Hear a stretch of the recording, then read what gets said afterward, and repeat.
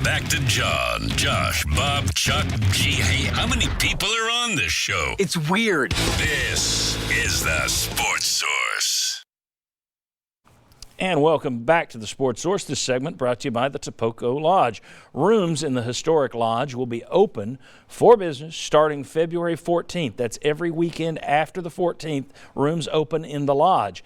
And the weekend of the 22nd and 23rd, that's going to be a river release. And if you've never been up there and seen the river release, the Chihuahua River, it is unbelievable. Get up there to the Topoco Lodge in one of these weekends. And, of course, their grand opening for 2020, which means Monday through Friday, 7 days a week they'll be open. They'll have their cabins open. They'll have everything open. That starts March 13th. So spring is about to be sprung at the Topoco Lodge. Check out their calendar at topoco.com. All right, I want to talk very quickly in the next 3 segments about the SEC and money and how it's impacting Tennessee and the sport in general. Big money gets bigger. In 2008, the 12-team SEC made $132 million.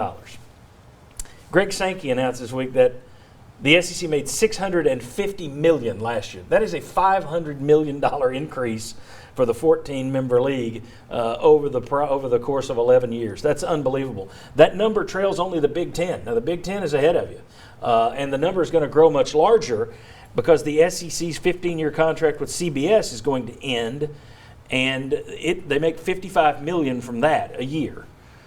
Rumor has it, reports and rumors have ESPN, which is ABC and Disney, expected to pay between $300 and $400 million a year for that package. You're looking at making an extra $250 to $350 million a year for the conference off one television deal for 15 games. That's the Sunday package. We'll get to that in a minute. Here's my question, though, guys. That's good news for Tennessee because they're going to be continuing to make more money.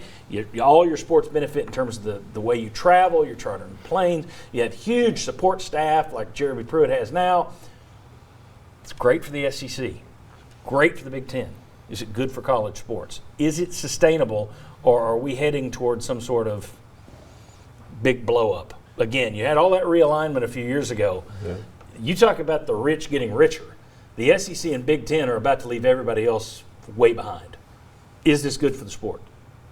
It sort of depends on your definition of what's good. So if you feel like dominance is good for college sports, yeah, it's good. Most people think parity is good for college sports. I would say it's probably not.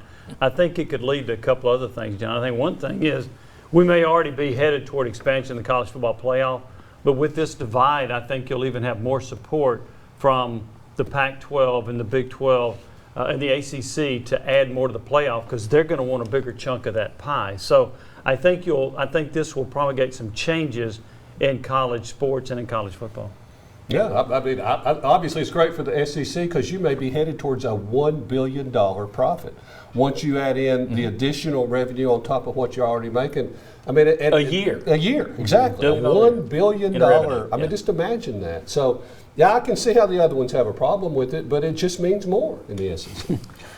Just more money. Just make more. Yeah, I don't know if it's funny, but the rich in college football in some areas don't look so rich anymore, right? So go out west. So you're going to have some individual programs that will have a chance to stand out within their own conference. But even compared to the SEC, they're going to look behind, like Oklahoma, Texas. They have their own TV deal separate from the rest of the Big 12, so they can compete. If USC has the right football coach, USC can still succeed. But by and large, look around the country, I think everybody's going to expect, okay, it's going to be the best of the SEC, the best of the Big Ten probably. Ohio State is really where that's going to come back to as well, and a few that can try to get in there.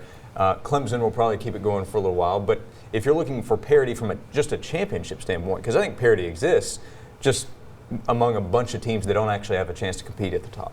Ryan, the interesting thing is this is a lot more money that the SEC schools and the Big Ten schools can spend on recruiting. If you're Tennessee, you're going to be miles ahead of 80% of the schools out there. But the schools you compete with are going to be right there neck and neck. Ole Miss is going to have more money than they've ever had. Right now they've got more money than they've ever had. Mm-hmm. That's about to expand exponentially. I mean, you're looking at Ole Miss is going to be making more money than Notre Dame.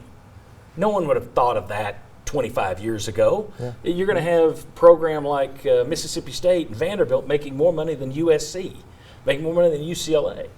So while you have an advantage nationally, even in recruiting with those big budgets, the guys you're going against are going to have big budgets too. Yeah, that's what I think. It's just upping the arms race among the SEC and the Big Ten teams. It's not nationally. Does it make a huge difference? I think most of the guys who go to West Coast schools might have gone there regardless of the facilities. It's not necessarily going to change the recruiting landscape or anything all that much, I don't think. But it's just, to me, a reflection. Football matters. It matters a lot in the SEC. It matters a lot in the Big Ten. Elsewhere, aside from the Oklahomas and Texas, not a whole lot of other schools out there. Clemson, I guess. Not a lot of other places where it really matters. So it's just a reflection to me of the market value. They're kind of getting fair market share, which for years looks like they might have been underpaid for to some degree. Now they're getting maybe overpaid for it. Well, the thing that's changed as the television market splits, the one thing that advertisers can count on that gets ratings is sports. Thank you. Thank you very much. When we come back, I want to talk about all this money coming in. Is it helping SEC basketball? Not this year. Come on back. We'll discuss.